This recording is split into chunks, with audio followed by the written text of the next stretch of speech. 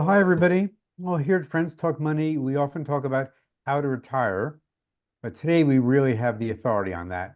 She's Christine Benz, the Director of Personal Finance and Retirement Planning for Morningstar.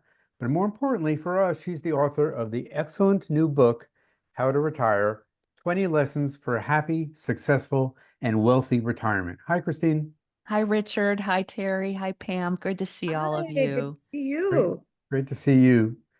Now, to come up with your 20 lessons for happy, successful, and healthy, wealthy retirement, you talked to 20 very smart people. Can you talk a little bit about who you spoke with and why?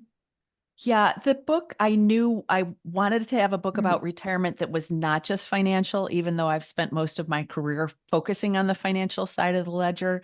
And so that was a little bit of me search, I joke, because as I've moved along and my husband and I have been good savers and good investors and have not had work disruptions or anything like that. We feel like we have the financial side of the ledger pretty well covered, but I increasingly think about my time on earth allocations. Like, what am I going to do? And how do I want to spend these later years of my life, whether working or not working or doing something a little bit in between? And so in the course of this me search, I've gotten to talk to a lot of people through mainly my podcast that I work on called The Long View. I've gotten to talk to a lot of individuals who are thought leaders in some of these non-financial areas. So the goal of the book was to really be quite holistic. And in terms of compiling that list of contributors, I will say it was very, very hard because I know way more people who have wonderful things to say about retirement than the ones in the book. But when I thought about who I wanted to tackle each of these topics, a lot of times I did have one or two or three people who I wanted to tap for their expertise. So it was fun to put it together. It was fun to have these conversations with people and tackle this problem of how to retire from a lot of different dimensions.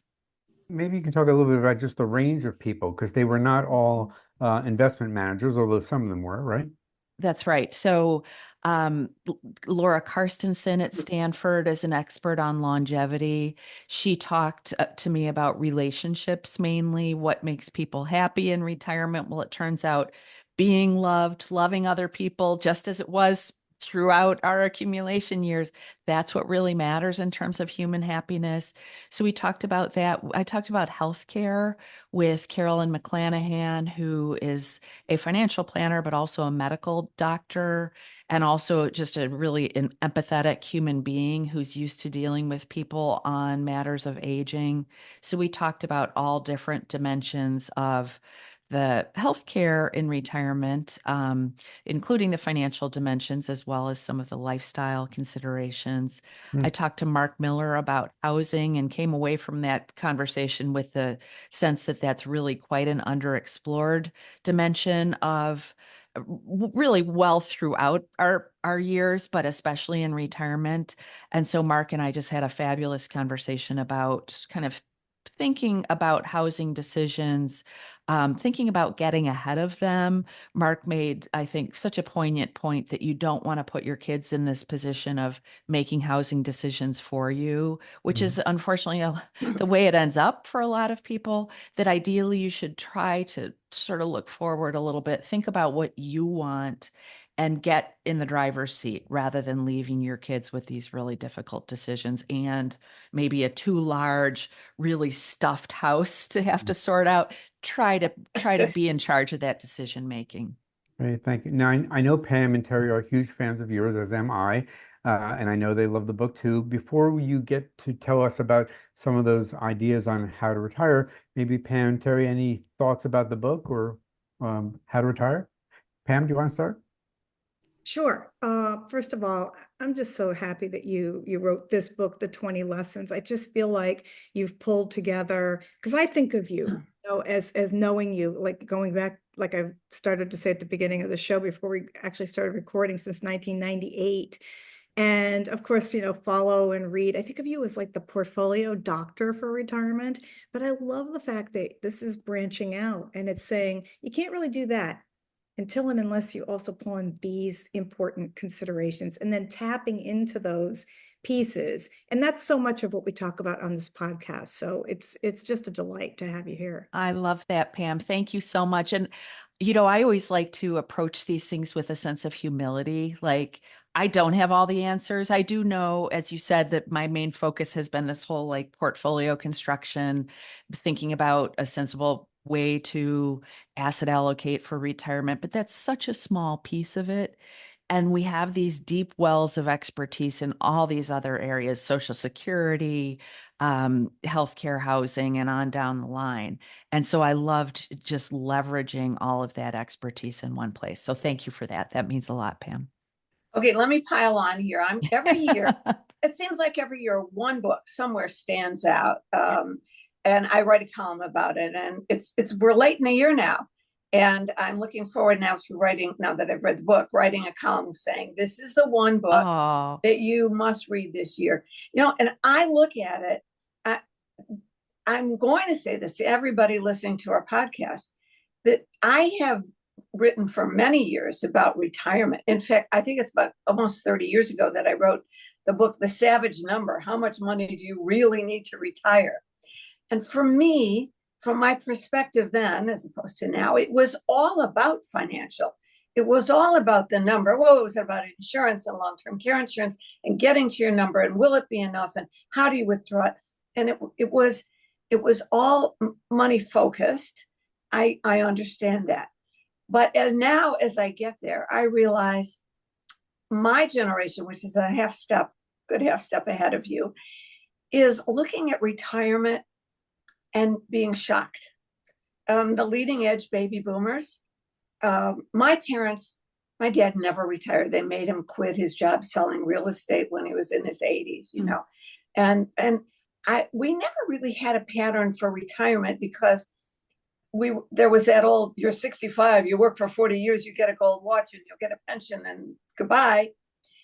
But somehow there's been a big gap in thinking about what control you have over various aspects of retirement beside money. And I think your book is so timely because you've gone to some incredible people and they've shed light on all these other things. As you say, not only when to take Social Security, but where to live. What about healthcare? What about the decision of moving out? I'll leave you with this thought: that house full of stuff, that's going to be my revenge on my kids. Okay. I'm going to let them handle that.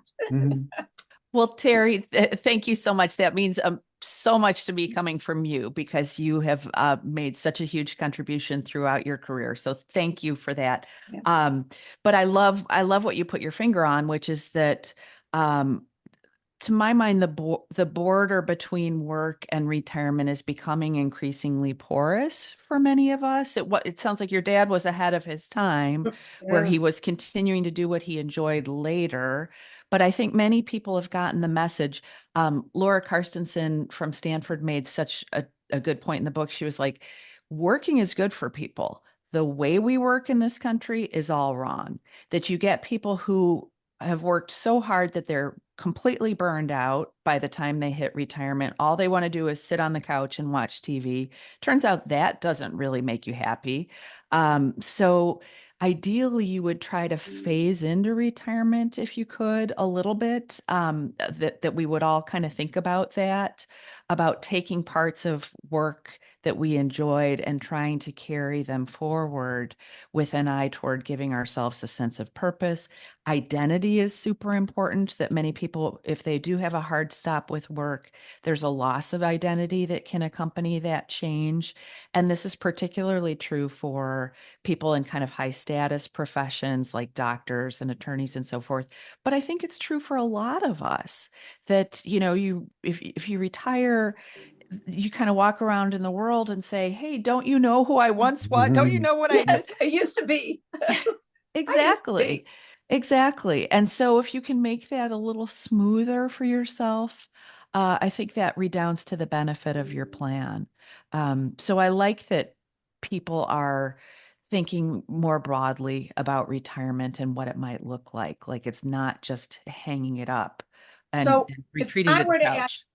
if I were to ask you, what I feel like interviewing you, the book is such a wealth of different stuff that you have to read the whole thing. But what were the three things that were your aha moments? I know you went to people, you planned it out, but what were the three aha moments for you who's lived in the world of money? And I bet none of them revolves around X million dollars divided by a 4% withdrawal, but adjusted for. What were the big things? So in terms of kind of nitty gritty financial things, one of my like, oh, whoa moments was talking to John Guyton, who's a financial planner in the Minneapolis area.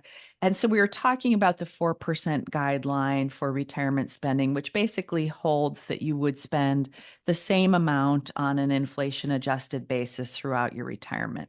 And for one thing, we know that that's not actually how retirees spend, that, they're normal people, just like the rest of us. They have high spending years, they have low spending years. So spending is all over the place. It's not just the same amount from their portfolios.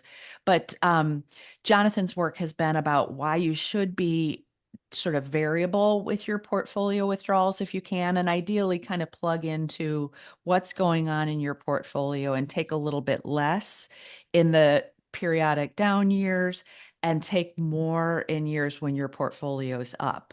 And his point to me, kind of the aha moment, was that that is a behavioral tendency that you tend to want to take less when your portfolio's down. You tend to want to spend more when it's performed well.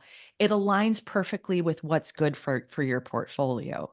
Like usually these behavioral things are things that feel good to do, like selling when the market has dropped, selling your stocks when the market has dropped feels good, bad thing to do for your portfolio. In this case, the right thing to do for your portfolio and for your plan is the thing that feels really good from the standpoint of your portfolio and its longevity. So I loved that point. And I like the idea of people being variable with their spending if they possibly can. And they, inevitably your spending will waver a little bit as the years go by. So that point, and then Mary Beth Franklin, sticking with financial matters. Mary Beth Franklin is one of my favorite people on Social Security claiming strategies. And we talked about the optimal claiming strategies for people in lots of different situations. So, like single people, divorced people, married people with different earnings histories and ages, and not on down the line. But we also talked about the viability of Social Security and whether people should feel comfortable with, sort of banking on what Social Security's promised benefits are for them. And this is particularly important for younger people who are still years away from retirement. But her point was, we've got to work with the rules that we have, right? We have to kind of assume that Social Security as we know it will probably stay there, mainly because she believes Congress has some instincts of self-preservation. And this is, the most important benefit for many retiree households. A lot of Um, voters. a lot of voters and older people vote. So she does believe that Social Security will continue to exist, but she also believes that you should be realistic in terms of if you are a younger worker, there probably will be some changes to the program. There need to be some changes to the program. So you might consider haircutting your promised benefits a little bit. So we had a great nuanced discussion about real world claiming strategies and also how to think about the health of the program.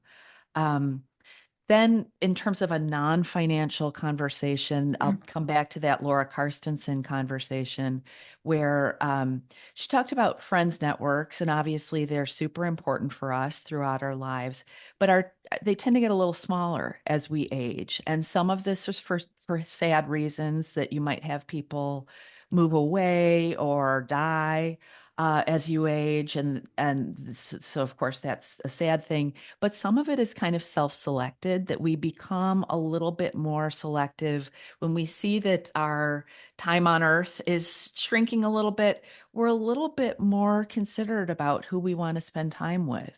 So she said that we might cast off, she calls them peripheral others, I think. An example she gives is your kids' friends' parents who might have been perfectly great people to spend time with after the soccer game. They might have been part of this large and maybe growing social network through your 40s into your 50s.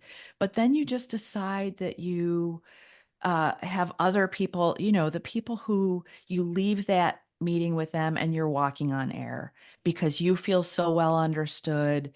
You understand them, their all their siblings and those deep, long relationships. Um, and we self-select into spending more time with those people and less time with the perfectly fine people who just aren't, in that inner circle. But the point is that that's okay, but also to be building that inner circle a little bit, that you don't want to let it get too small because then you're at risk of being lonely, and you obviously don't want that. Yeah. So it left me with a sense that we really need to be tending to those relationships, like just like we tend to other things like our health and our portfolios. You do need to kind of keep up those relationships. Christine, I want to ask you about a few of the other people you talked to and some of their lessons. But before I do that, I want to be sure you can clarify for our audience something you mentioned before. You talked about a 4% rule. Can you just Mhm. explain what that is, just for people who may not know that? Sure. So this was some seminal research that William Bengen did in 1994. So it's now uh, 30 years old. And the idea was to try to model out if you came into retirement and happened to hit the worst possible confluence of events. So, bad stock market, bad bond market, high inflation, what was the most you could have taken out on over the subsequent 25 or 30-year period? So Bengen homed in on kind of the late 1960s, early 1970s period as kind of the bad market environment that you would Mm, not want to have retired into. But even if you did, it would have supported a roughly 4% withdrawal from a balanced portfolio. But again, Richard, he assumed kind of that fixed got it. style of spending that you wanted kind of a social security equivalent from your portfolio. You Hmm. were just going to take the same social security or same portfolio withdrawal adjusted for inflation year after year. So Mm, Bengen's research in a lot of ways is anchored on kind of a worst case scenario right. for retirees. In many market environments, a much higher withdrawal percentage would have been supported. But in that worst case scenario, that's the most that a retiree could have reasonably taken and not run out of money over that 25 or 30-year Thank period. you. Appreciate that. Now, one of the people you talked to was Michael Fink. He's a professor of wealth management, and he talked about something I thought was interesting in the book, something he calls about visualizing your retirement lifestyle. Can you talk about what that means and how people can do it? Yeah, Michael talks about how you need to get ahead of this, that you don't want to just show up in retirement without a sense of how you'll spend your days. And an example he gives is that he really enjoys hiking. He enjoys hiking while he travels. And he said, in order for me to be able to keep doing that thing I love in later in life, I need to lay the groundwork now, that I need to really invest in my health. I need to pull away from work sometimes so that I can make that investment in exercise and healthy eating. So think about the steps that you can take in those pre-retirement years to help you pursue those things that you really love longer. So I loved that point, and I also loved his point about balance Mm, in retirement, that many people do come into retirement with kind of pent up demand for leisure activities. They have a lot of fun things that they want to do, but they haven't thought about the things that will give them purpose to mm, replace perhaps the purpose that they got from work. And mm, his point is that you need to relax from something, that relaxation is so much sweeter when you have really accomplished something in the day. So Sure. several chapters talk about the value of purpose and yeah. having purpose. If you're not working anymore, Mm, what will you do to replace the sense of, okay, I got that done today? You need to have other things that you're getting done in retirement in addition to pursuing Yeah, it's leisure. almost like dessert doesn't taste as good unless True. unless you like earn it, you know what I mean? Yeah. right. Exactly. It's all about balance, throughout our lives. With cooking, I love to cook. And, when you think of a really well composed meal, it is balance. It's like maybe something that's richer and heavier, but the salad or whatever you have, the really healthy, delicious thing you have on the side makes that less healthy thing taste better, and vice versa. Well, You talked about longevity. Mhm. I just wrote a column recently of the Society of Actuaries, their longevity illustrator.org, their calculator. And I'm wondering if you had any, yay, let's all live to be 100. But wait. What will that look like? What will that feel like? If you could just sit around with a robe over your lap? That's not what you want. There's a lot. There's this chapter in there about longevity. What did you take away from that?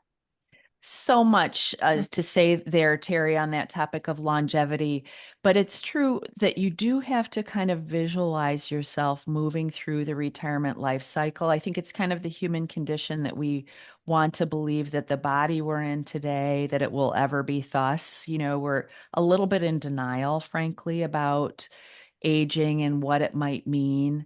But I think it's super helpful to try to visualize yourself throughout the retirement life cycle, visualize the changes that will accompany aging, and just try to maintain a sense of control over the decisions that you'll have to make along with those changes rather than, getting back to kids and foisting those often unpleasant decisions on them. If you can kind of stay a step ahead of the changes that aging will bring, I think that redounds to the benefit. Having a sense of control is super important for all of us throughout the life cycle into older adulthood, to just maintain a sense of agency over what we want in terms of our living situation, in terms of who we want to care for us if we need care, to the extent that you can articulate those things for yourself and for your loved ones. I think it really helps in the decision-making process. So some of it is, really happy to think about. Some of it's not so happy, but better to think about it preemptively if you can. I gave an example in the book of, and I think this was in the context of the conversation with Michael Finka, where I talked about meeting this couple at a friend's parents' funeral lunch. And I was like, oh, yeah, I met your aunt and uncle. They're amazing. And they seemed so young and vibrant. They looked beautiful. They had been all over the world. And she was like, would you believe they're 92 and 93 or something like that? I thought these people were in their early 70s. And she said they made this decision, or maybe they told me at the lunch, they had made this decision to preemptively move into this independent living facility because they knew they loved to travel and they just wanted to shut the door, but they also didn't want to burden their kids. They just wanted to interact happily with their kids and their grandkids. They didn't want to be, sort of an onus on their kids. And maybe it was genetics. Maybe this couple was just going to live long and look great no matter what. But I can't help but think some of the decisions they had made to lighten their own load and lighten the load for their kids helped lead to this great quality of life that they were having well into their 90s. That for me, that's just kind of a model. I don't know that I want to move into independent living now, but Mhm. it is a model for really being proactive about aging. Yep. Well, one of your lessons I thought was kind of fun. It was from Fritz Gilbert. He's one of our favorite retirement bloggers. He does the Retirement Manifesto blog. And one of his tips for people about how to retire was say no to everything. So tell us what he meant by that. Maybe tell us a little about Fritz Gilbert too. Yeah, Fritz has a fabulous checklist on his blog that talks you through the steps to take 5 years from retirement, kind of a countdown clock. In fact, he literally likes to set a countdown clock, or he urges people to put a countdown clock on their phone. But he talks through what to address at each of those stages. And one thing he says I think it's maybe in the year leading up to retirement, just stop saying yes to things, work things, non-work, volunteer activities. Just kind of say no to everything, and kind of think about what you want to do. Because sometimes I know you all are busy with your activities. it can be hard to kind of take a step back and take stock of what you really want to enjoy doing or what you want to do because you're just too busy to even have a pause. And so his point is to kind of take a beat there and just try to let insights come to you. So another, in addition to Fritz's checklist, one thing I wanted to bring out is that I think he's just such a fabulous illustration of what to do in retirement to find purpose. So he and his wife founded this charity. I think it's called Fences for Fido or Freedom for Fido. And they live in rural Georgia where they noticed that there are all these canines, they're animal lovers. They noticed all these dogs living on chains in outside the house. So these dogs weren't able to roam freely. They're on chains. And so he and his wife had this very simple idea. I think it was really his wife's idea that what if we can build these dog runs for these dogs to have a little bit more freedom to roam? And so that's their charity. And the beautiful thing about it is that it gives them a sense of purpose, that they're doing something for animals, but better yet, they are meeting friends in their newly adopted community. This is one of their main social networks. So they get together for drinks and dinner with these people after they do these fence builds. And then it's also some physical activity that they might let some of the younger volunteers do the really hard work, but they're out there in the sunlight doing physical activity. So it ticks a lot of boxes that we're looking for throughout our lives in terms of friendship networks, purpose, being outside, physical activity. I love that Fritz's passion there and his wife's really addresses a lot of those important variables. Mm. Yeah. Pam and Terry, what do you think of this idea Yeah. of saying no? Are you going to say no, Pam? Yeah, I definitely plan on saying a lot of no's, but I'll tell you, it's for the purpose of doing exactly what Christine is saying in the book, which is that for me, and I've given this some thought, I feel like this is the time in life, because we talk about this a lot on this podcast about purpose and what you do after you stop working for a living. This is where I feel like you already now know your strengths, you know what you're really good at, and you're probably by now pretty aware of your weakest areas. So I look at it like I could spend my time focusing on how to use my strengths and my unique skills and my expertise to help solve problems to help other people, such as this example in Georgia with the dogs. That's brilliant. Or maybe it's the other way. Maybe I want to finally focus on strengthening one of my weakest areas. And maybe I want to upgrade my cooking skills. I'm sure nobody would agree with that, but maybe I really just want to learn, just how to do things better. I want to really recognize, look, I know that as you get older, you're not as flexible as you used to be. Maybe my weakest area is that I'm not stretching enough. It sounds silly. My point is that I know by then, I know when I'm coming up at the pre-retirement into retirement point, I want to focus on my time spent on things that either I'm really good at, that I can help other people with, or I can work on the weak areas I'm not good at so I can improve myself. Both of those things give me a sense of purpose. I love that. That's a brilliant way to look at it. And, I think part of it is kind of mastering the art of subtraction. Jordan Grummett talks a little bit about this in the last chapter of the book, where he talks about looking at your calendar, looking at those things on your calendar that kind of fill you with dread. And we all have them, whatever it is, meetings or whatever. If you can find a way to do less of those things going forward when you're retired. And then if you have perfect days of work, where you're doing things that you really enjoy, can you try to find kind of the kernel of what was going on those days that made you so happy and carry those things into retirement? So really taking a step back and doing a little bit of soul searching about your good days, your not so good days, and using that to inform some of the choices you make about your activities in retirement. One of the things that goes as a thread through all the different interviews is the people in your life. I just wrote a column that was triggered by a call into a radio show I was on. A man who said, I have no children. I have enough money. But I mean, who handles stuff if I get sick, for example?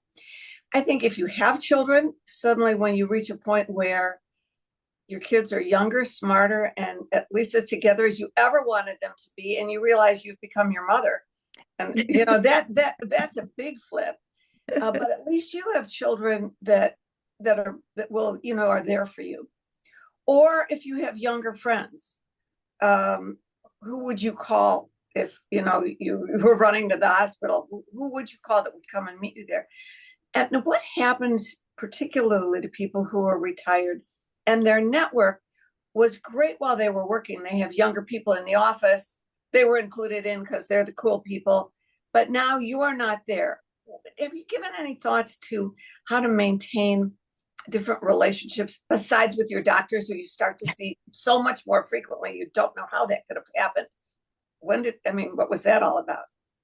Such a good question, Terry. And this tends to be a bigger deal for men than women, that women often have broader social networks. And of course, it's a huge generalization, but the data bear this out, that women tend to have, other people in the moms in the neighborhood or whatever it is. Their friend networks are just broader than men's oftentimes, whereas men's are often very much linked to work. The guys that they go out to, or the people they go out to lunch with, whatever. And so for some people retirement can represent a big loss for them, that they do not have the same relationship network that they had.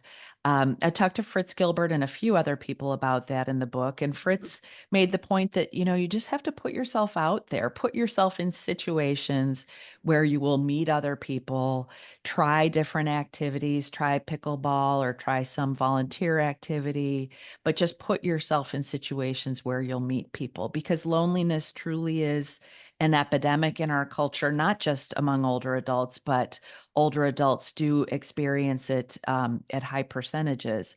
And so, and older and lonely people tend to be less healthy, of course, and less happy.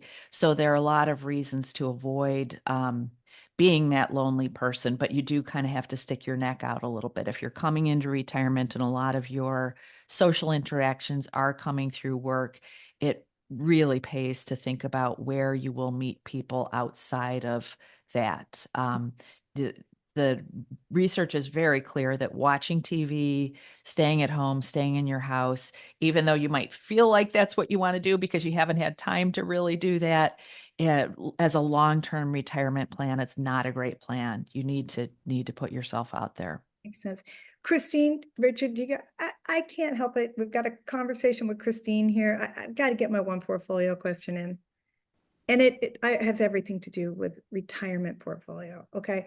Because, recognizing that, and I get this question a lot from people who are about to retire or just into retirement, recognizing that there is no one solution, no portfolio advice that works for everybody. But at the same time, and I think you point this out in the book, I'm a huge fan of simplifying and streamlining, the different investment accounts, because we talked about simplifying and saying no earlier. Think about your portfolio. So many of us have multiple investment accounts. We got the IRAs, brokerage accounts that are taxable, and it's all combined. And then you have a partner or a spouse, and there's so many different things, and it does get a little bit complicated. So here's my two-part question on that. How do you start to consolidate in order to simplify, especially when you have a spouse and that needs to happen? And since we know that diversification wins all battles when it comes to investing, especially in retirement, how does simplifying or consolidating those investment accounts actually help you to diversify? Such a great question, Pam. And I love the way you framed it up, which is that some of this complexity is kind of inevitable, in that because of the tax character of these various accounts, it's not like I can just collapse it all into a single account, right? They have to remain distinct. And if you're part of a married couple, you've got maybe duplicates of some of those same account types. So some of that is inevitable. But I do love the idea of, as you move through your career, as you get close to retirement, to try to streamline. Index funds can give you a lot of diversification in a single low cost shot. So I'm a big evangelist for index fund investing.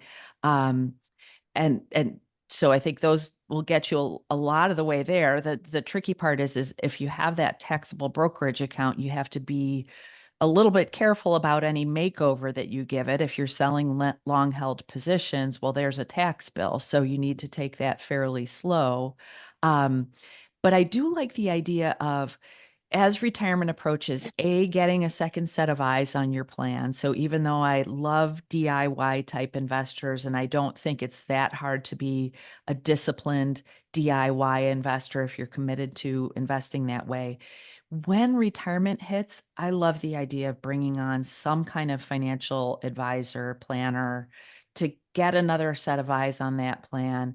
And they may be able to identify blind spots. One of them, one super tricky aspect of retirement portfolio planning is figuring out the sequence in which you should spend from these different account types, because there is an art to that. There's a little bit of a science to that. And a good quality financial planner will be using a really high powered piece of software to help determine which accounts to go to help determine your withdrawals. So in the early years of retirement, pulling from taxable accounts is often the best bet. Then moving on oftentimes to traditional tax deferred, and then saving the Roth accounts for last. But that financial planner can help you determine the optimal sequence to avoid pushing yourself into a higher tax bracket. And inevitably, some of this is a little bit out of our control with respect to taxes. Once we take Social Security, once we're past age 73 and required minimum distributions have to start coming out, some of this falls out of our hands. But I love the idea of preemptively getting a little bit of financial advice.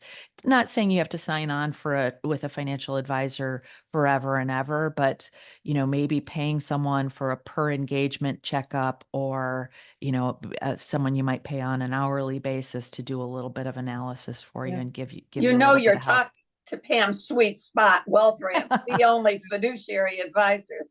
And I love it. What I loved about what you said though in the book, I love the fact that that was a very, very poignant message about simplification does not mean loss of diversification.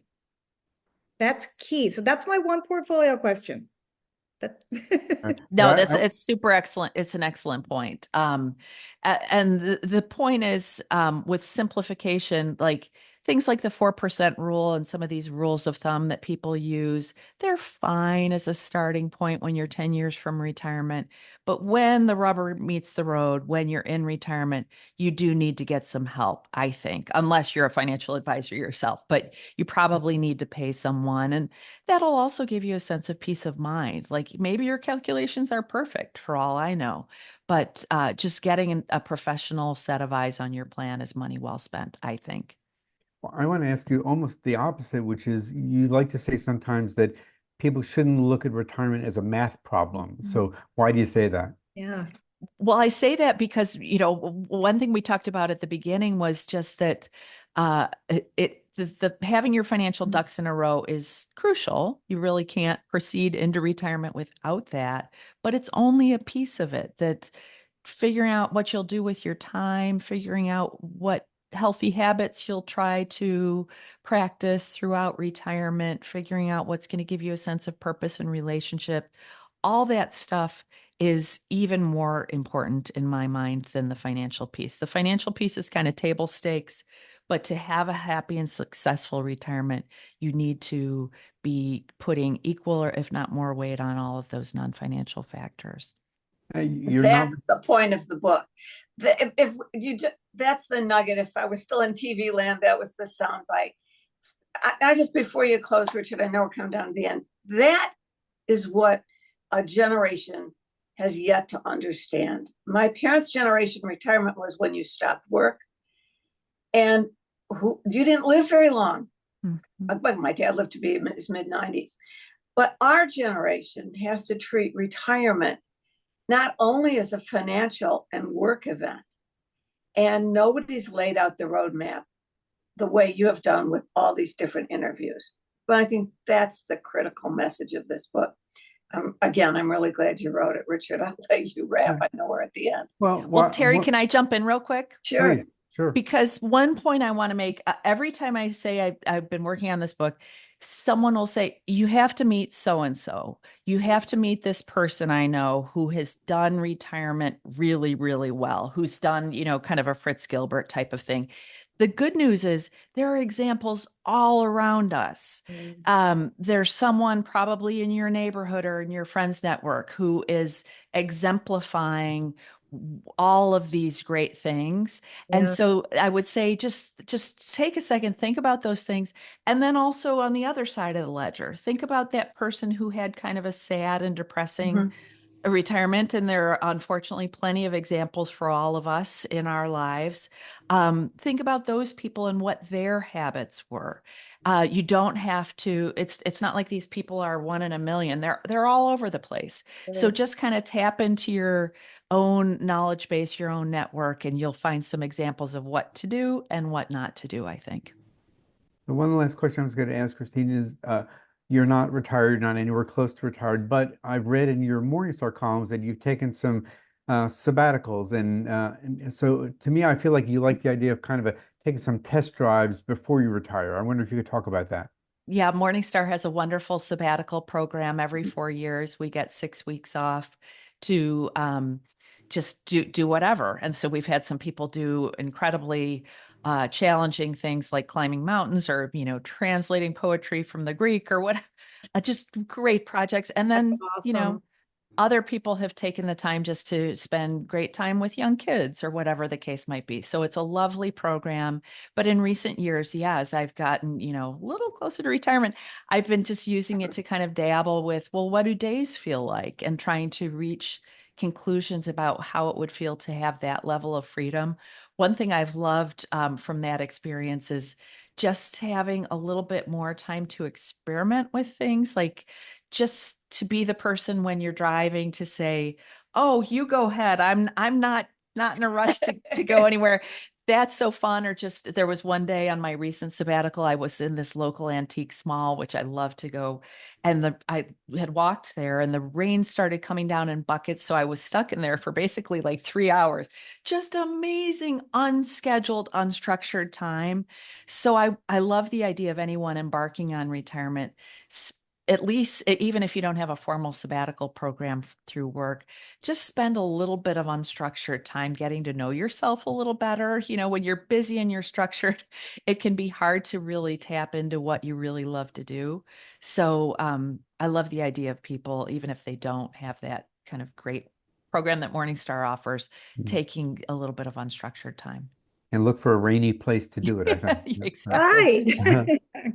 Well, thank you, Christine, so much for joining us today and sharing all your helpful advice on how to retire. I know they're going to be very helpful, these tips, for our Friends Talk Money audience. So thanks again. Thank you all. I love talking book. to you. I respect all of you so much. So thank you for having me on your podcast. There you go. Thank you. Thank you. Thanks. Friends Talk Money is funded in part by a grant from the Investor Protection Trust. The IPT is a nonprofit organization devoted to investor education. Since 1993, the IPT has worked with the states to provide the independent, objective investor education needed by all Americans to make informed investment decisions. Visit investorprotection.org. We also receive support from the North American Securities Administrators Association, known as NASA. It's the oldest international investor protection organization. NASA's members include state and provincial securities regulators from the U.S., Canada, and Mexico who serve on the front lines of investor protection. Recognizing that education and awareness are powerful tools in the fight against investment fraud, NASA is pleased to sponsor Friends Talk Money. Here are 3 important tips to help you protect your money from fraud. With investing, there are always risks, so be cautious of anybody telling you that a certain investment is guaranteed. You should also proceed with caution if somebody is promising very large investment returns. This is a common red flag for investment fraud. Last and most importantly, be sure you're working with a licensed or registered financial professional. You can check your advisor and make sure they're licensed by visiting brokercheck.finra.org. NASA is your partner in keeping you safe and helping you avoid investment frauds. Visit nasa.org and click on the Investor Education tab to learn more.